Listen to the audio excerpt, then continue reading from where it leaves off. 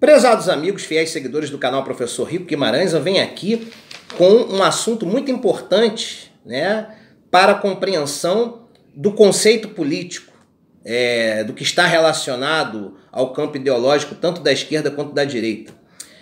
Nós vamos falar hoje sobre o fascismo, o conceito e as suas características. Vamos tentar definir o que é o fascismo. Para definir o que é fascismo, primeiro devemos conhecer qual é o conceito de fascismo. Por que eu estou entrando no mérito dessa questão? Porque há alguns dias atrás, o nosso chanceler Ernesto Araújo causou polêmica nos meios de comunicação ao afirmar numa entrevista categoricamente que o nazismo é de esquerda, que o nazismo no seu nascedouro ele é de esquerda, no caso, e as suas práticas estão consonantes a todo tipo de características que envolvem um pensamento político canhoto. Obviamente que os historiadores e grandes pensadores do conceito de fascismo descartaram essa definição efetuada pelo nosso chanceler, né? Todos colocaram respeitosamente que o chanceler estava equivocado.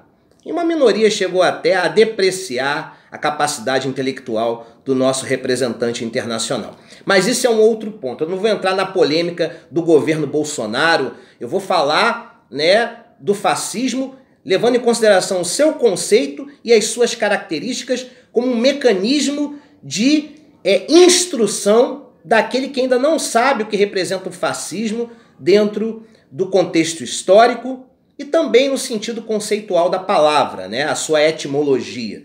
Então, na verdade, isso aqui é uma aula sobre fascismo, é uma aula de história, tanto que este vídeo vai entrar na playlist de história e não na playlist de política, embora tenha um conteúdo político, isso é inevitável quando a gente fala de um conceito sobre o fascismo, um conceito relacionado a um tema como o fascismo.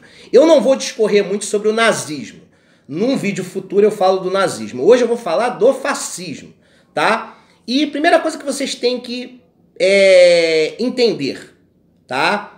A sua localização temporal. Em que momento histórico o fascismo nasce?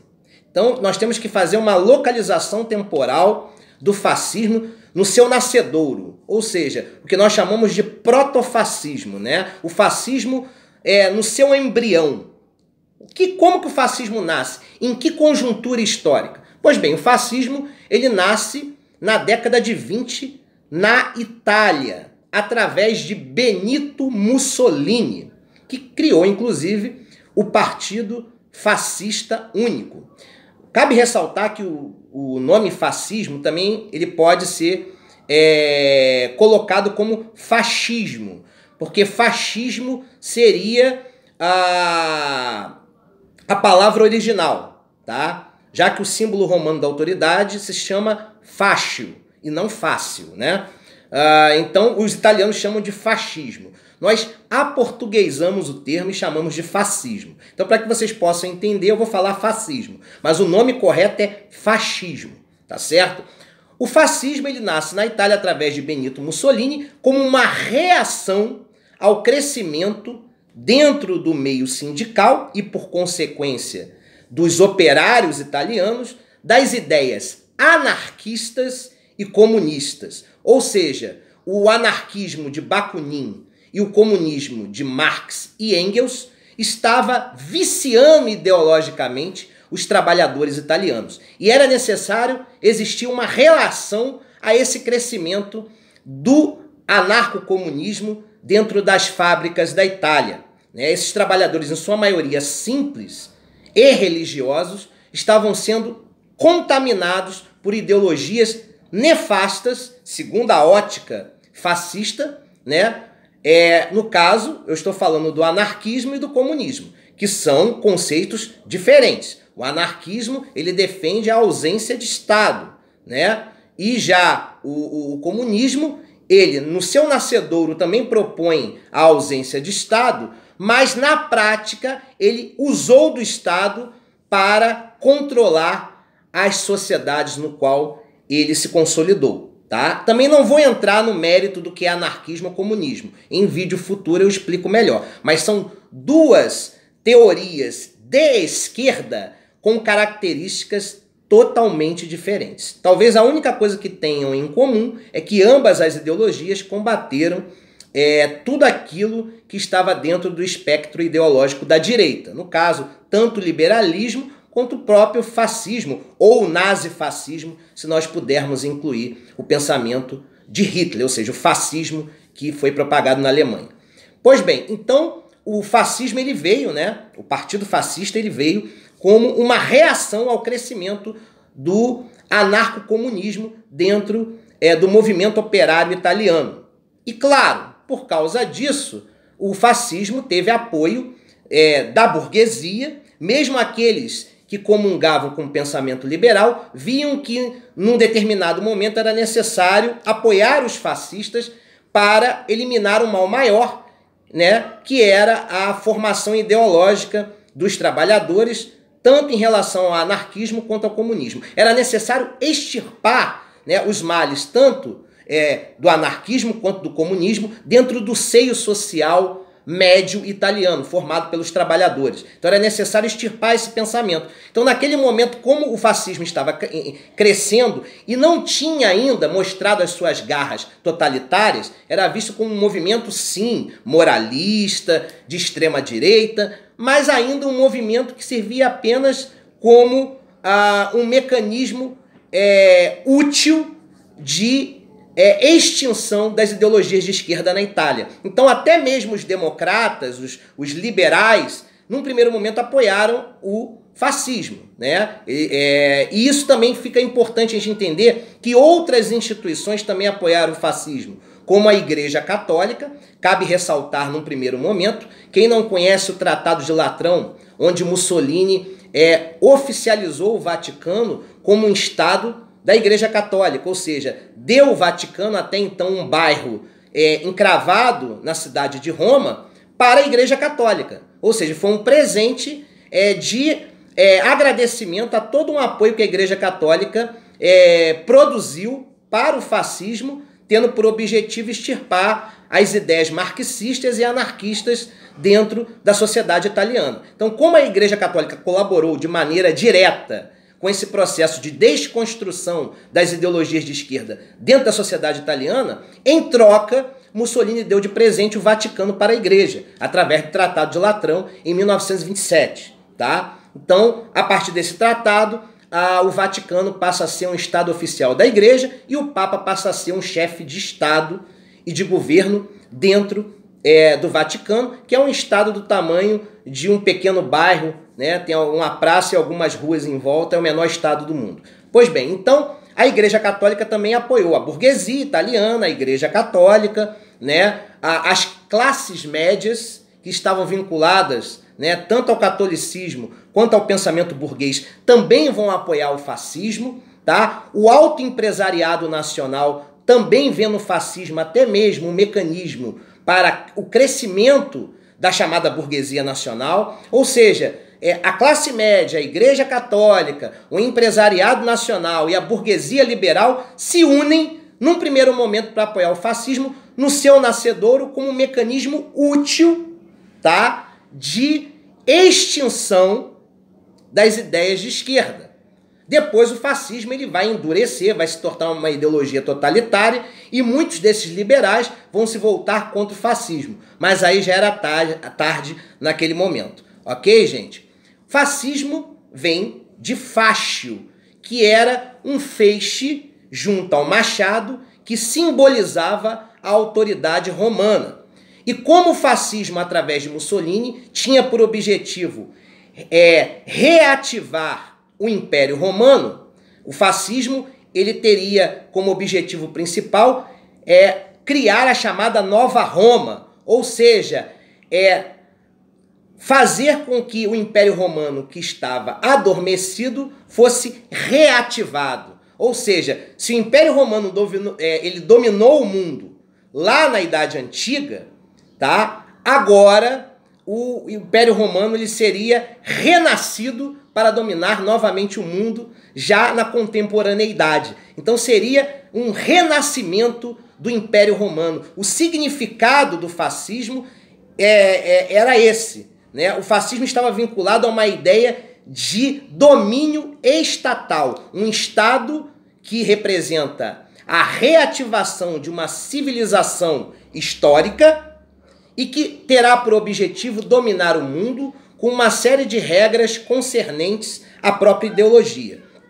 Tá certo? Agora, cabe ressaltar o seguinte, 2 pontos. Primeiro, que fascismo é uma palavra derivada de fascio, que era um objeto que simbolizava a autoridade romana.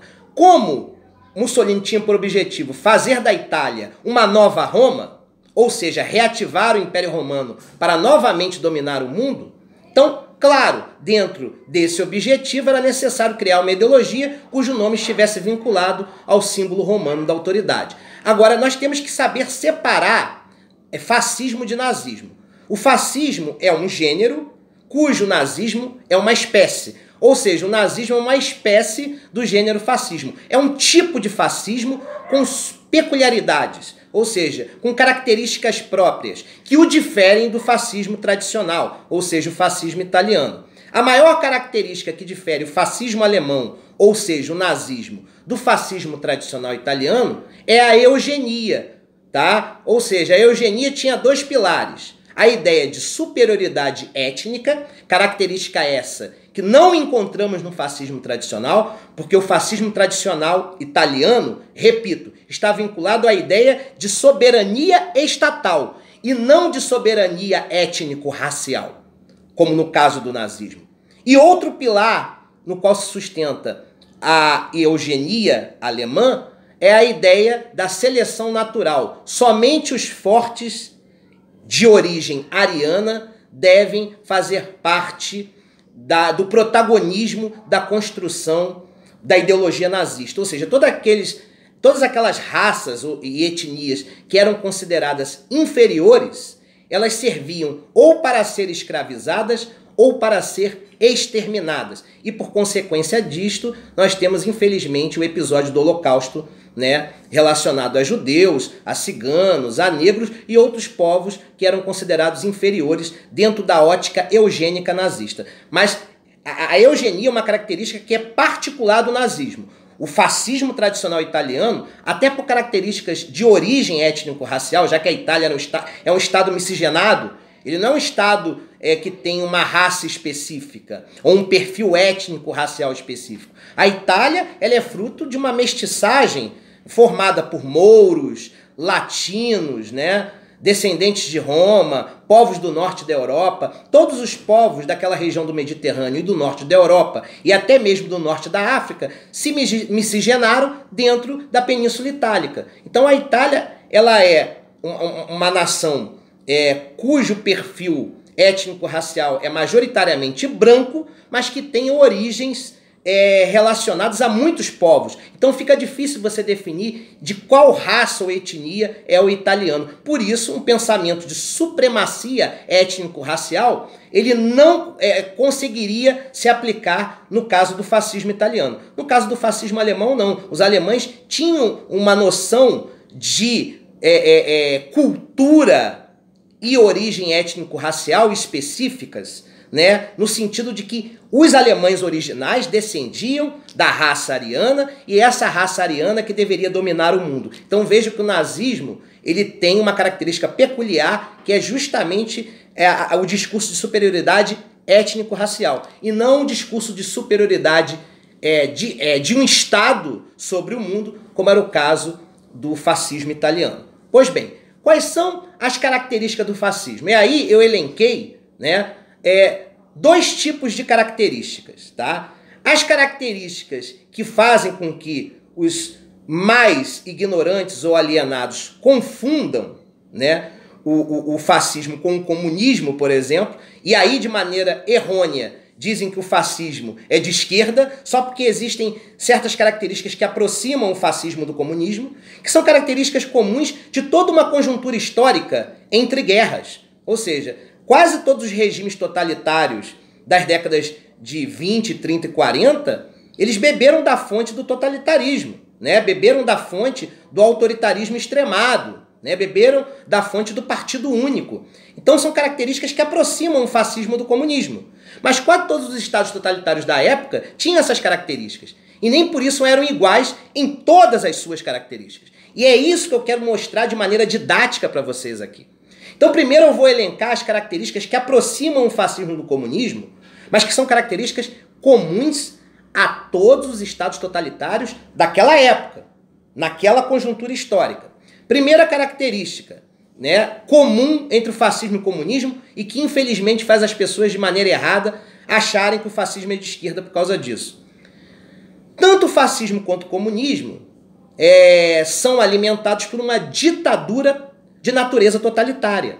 E aí cabe separar os conceitos de autoritarismo e totalitarismo. Autoritarismo, ele existe em qualquer estado, até mesmo de natureza democrática. Tá certo? Então você pode ter um regime de estrutura democrática que tenha uma feição autoritária. Nós temos um exemplo aí, os governos que nós tivemos no Brasil, né, por muito tempo foram governos democráticos na sua estrutura, mas de modus operandi autoritário. Veja os governos estaduais no Brasil. São quase todos governos de natureza autoritária, mas nem por isso são governos totalitários. São governos que têm uma estrutura democrática, com um parlamento, né, uma assembleia, um governador, secretarias, leis que são criadas, participação popular, ainda que deficitária. Então não confundam autoritarismo com totalitarismo. Autoritarismo, ele existe como uma característica de excesso de poder e ela acontece também em regimes democráticos. O autoritarismo é um modus operandi de ação e ele pode existir tanto num regime totalitário quanto num governo democrático. É apenas o excesso de poder do governante e isso acontece nas melhores democracias do mundo. Veja o caso do Trump. Os Estados Unidos são inegavelmente uma democracia, mas uma democracia de feição autoritária, porque o seu governante é um governante que não respeita os pilares básicos da Constituição do seu país, né? Que passa por cima de leis, que oprimem a sociedade. Então são características autoritárias, mas que não fazem do Estado dele um Estado totalitário, porque o totalitarismo ele é um Estado vinculado a um partido único. Para o regime ser totalitário, ele tem que ser total, integral. E quando eu falo em integralidade, eu estou falando de um Estado completamente vinculado a um único partido ou a uma única ideologia. Deu para entender? Então o totalitarismo, ele tem como uma das características também o autoritarismo, mas o totalitarismo, diferentemente do autoritarismo, ele não é apenas uma prática, ele é, acima de tudo, um conjunto estrutural de práticas de um Estado que está vinculado a um partido único e automaticamente a uma ideologia específica. Ficou claro? Então, primeira característica entre o fascismo e o comunismo. Ambos são totalitários, mas isso é comum a quase todos os regimes ditatoriais daquela época, tá certo? Vinculados a um Estado militarizado e também a censura, a todo um aparelho de mídia que controla o que a sociedade faz. Então há uma censura muito forte. E isso aconteceu tanto no fascismo quanto no comunismo. Outra característica importante, ambos são ligados a um partido único. Veja, o fascismo na Itália, partido fascista. Na Alemanha, né, Hitler liderou o partido nazista, né, ou nacional-socialista.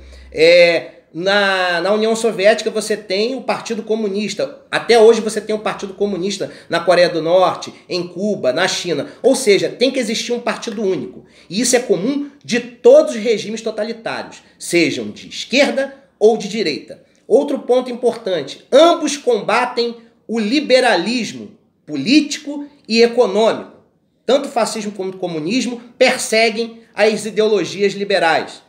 E há sempre a exaltação a um líder, tá? Através de mecanismos de propaganda e também de controle da mídia, vinculadas normalmente a uma ideologia nacionalista, ao que nós chamamos de nacionalismo cultural. Vejam que essas características são peculiares de todos os regimes totalitários da época.